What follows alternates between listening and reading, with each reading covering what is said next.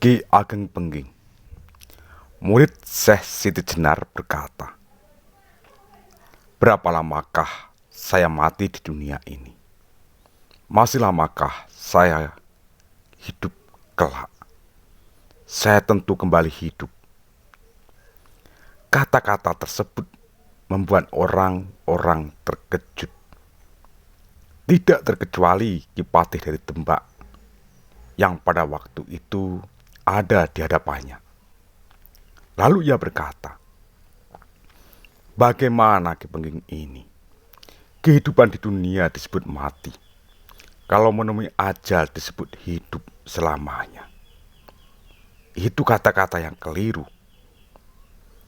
Kemudian Ki Ageng Pengging menjawab, yang mengatakan bahwa sekarang hidup dan besok adalah mati, itu ucapan dari santri yang terkutuk, yang mabuk taubat, serta mengharapkan sesuatu yang belum pasti. Sekilas, kata-kata Ki Ageng Pengging tersebut sulit diterima. Bahkan para petinggi Demak dan para sunan pun tidak bisa menerimanya. Namun setelah beberapa lama, waktu pun berlalu, para sunan mau mengakui kebenaran ajaran Syekh Siti Jenar itu. Kehidupan yang dilihat oleh kebanyakan orang adalah kehidupan yang paling luar atau fisik semata.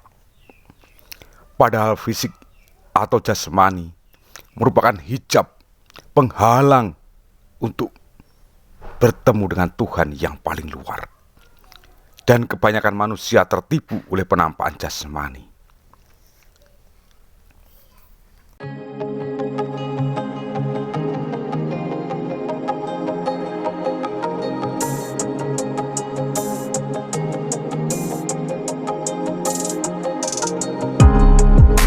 Memang, manusia yang hidup berorientasi pada fisik semata tidak lebih daripada bangkai. Fisik manusia tidak ada bedanya dengan fisik hewan, tumbuhan, dan benda-benda bumi lainnya. Semua itu berasal dari unsur tanah, air, api, dan udara. Tapi saat ini, kesuksesan hidup diukur dengan uang dan harta benda yang notabene merupakan materi fisik. Seseorang akan dihargai jika kaya raya, memiliki mobil banyak, rumah mewah, serta kekayaan melimpah. Hampir semua manusia menjadikan materi sebagai tolok ukur utama kesuksesan seseorang. Itulah sebabnya kebanyakan manusia terhijab atau terhalang pandangannya untuk melihat Tuhan oleh dinding yang paling luar atau alam ajsam ini. Manusia adalah makhluk yang berjiwa. Ia diberi anugerah akal agar dapat berpikir. Hal inilah yang membedakan derajat manusia dengan makhluk lain. Selain itu, manusia juga diberi anugerah hati supaya bisa merasakan. Manusia yang telah mampu mengaktifkan akal dan hatinya, berarti ia telah selangkah lebih maju dibandingkan dengan manusia yang sekedar mengandalkan kelebihan fisik semata. Ia telah mampu menggunakan akal dan hatinya. Namun, Tuhan memberikan akal dan hati ini pun dengan bertingkat-tingkat. Kerja akal manusia yang paling bawah adalah akal. Akal, sebagaimana disebutkan dalam Al-Quran dengan afala taqilun.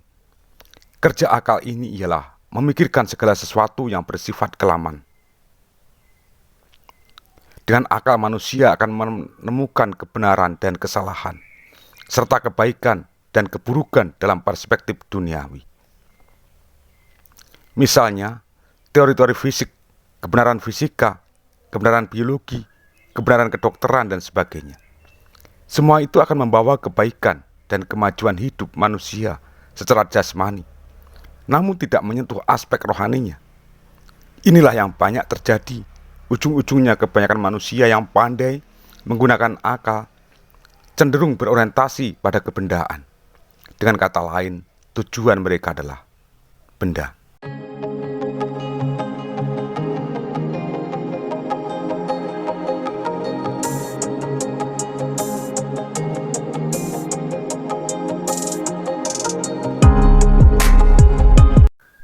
Demikian pula dengan kerja hati yang memiliki beberapa tingkatan. Tingkatan yang terendah ialah qalb, atau hati yang selalu terbolak-balik, terkadang baik, terkadang pula buruk. Biasanya, manusia yang hanya menggunakan kerja akal dan qulub atau hati cenderung serakah pada dunia, sehingga rakus mencari uang. Kalaupun ia berbuat baik, hal itu lebih sering disertai dengan pamrih, misalnya agar dipuji, untuk mendapatkan pengaruh jabatan, kekuasaan, kenyamanan, dan sebagainya. Inilah hijab Tuhan yang lebih tipis dibandingkan dengan fisik. Setidaknya, manusia yang sudah bisa mengendalikan kerja akal dan hati ini akan lebih mudah mengenal Tuhan daripada mereka yang masih berorientasi pada kesenangan fisik semata. Dalam tingkatan yang tinggi lagi, sebagian manusia sudah mampu mengaktifkan kerja akal kedua, yakni fikir, atau yang disebut dalam Al-Quran, afala tatafakkarun. Dengan fikir ini manusia akan mampu menjangkau hal-hal yang tidak tampak di dunia, namun nyata kebenarannya, seperti surga, neraka, malaikat, setan, pahala, dosa, dan sebagainya. Agama Islam diturunkan dengan membawa kabar gembira tentang adanya surga, beserta kenikmatan-kenikmatan yang ada di dalamnya. Selain itu, Islam juga membawa peringatan kepada manusia tentang adanya siksa yang pedih di akhirat kelak. Kebanyakan manusia sulit untuk dapat mengenal Tuhan secara sempurna. Maka Nabi Muhammad SAW diutus untuk memberikan jalan tengah agar mereka menyembah Tuhan sesuai dengan kemampuannya. Adanya surga, neraka, serta malaikat dan setan merupakan motivator supaya mereka mau menyembah Tuhan. Ali menyebut manusia yang seperti itu sebagai hamba yang berjiwa budak dan berjiwa pedagang, yakni hanya mau menyembah Tuhan jika diancam dengan neraka dan dijanjikan hadiahnya yakni surga. Golongan inilah yang dikatakan sebagai kaum santri yang terkutuk dan mabuk taubat oleh Syekh Siti Jenar. Mereka beribadah bukan dengan niat yang tulus dan murni, tapi karena mengharapkan sesuatu dari Tuhan. Namun setidaknya manusia yang sudah terbuka kerja fikirnya lebih baik daripada mereka yang masih terkungkung oleh nafsu duniawi. Hal ini merupakan salah satu jalan untuk mengenal Tuhan lebih jauh. Manusia yang telah mampu memahami, menghayati, dan merasakan kehadiran alam surga, neraka, malaikat, setan, serta segala sesuatu yang berkaitan dengannya, berarti ia telah memasuki pengenalan terhadap alam misal sebagai bekal untuk mengenal Tuhan lebih jauh.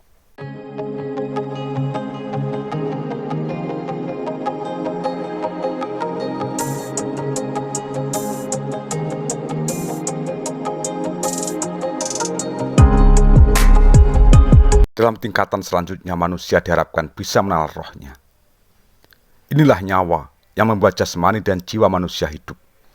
Jasmani tidak akan bergerak jika tidak mendapat komando dari jiwa, dan jiwa tidak akan dapat beri komando pada gerakan jasmani bila tidak terdapat roh di dalamnya. Inilah yang bisa dipahami kebanyakan orang sebagai hidup. Selama roh masih melekat dalam jasmani, seseorang dikatakan masih hidup. Ketika sedang tidur, manusia tidak bergerak dan tidak merasakan sesuatu karena jiwanya keluar dari jasad. Namun ia tetap hidup karena rohnya masih berada dalam jasad. Ketika bangun, jiwa kembali menyatu dengan badan hingga hidupnya di dunia sempurna. Ketika roh terlepas dari badan, secara otomatis jasmani tidak bisa dipakai lagi dan jiwa tidak lagi mampu menggunakannya. Inilah yang kemudian disebut mati. Roh ini disebut juga dengan nyawa. Di dalam Al-Quran dijelaskan bahwa Tuhan meniupkan roh manusia dari rohnya. Mengenai ini Ki Ageng Pengging pernah mengatakan bahwa nyawa manusia berada dalam tirta nirmala atau air kehidupan. Ia berada dalam uni nung ono nung atau dat Tuhan. sehingga seseorang mampu mencabut nyawanya sendiri, sebagaimana yang dilakukan oleh Syekh Siti Jenar. Hal itu bisa dilakukan karena ia telah melebur dirinya dengan zat Tuhan.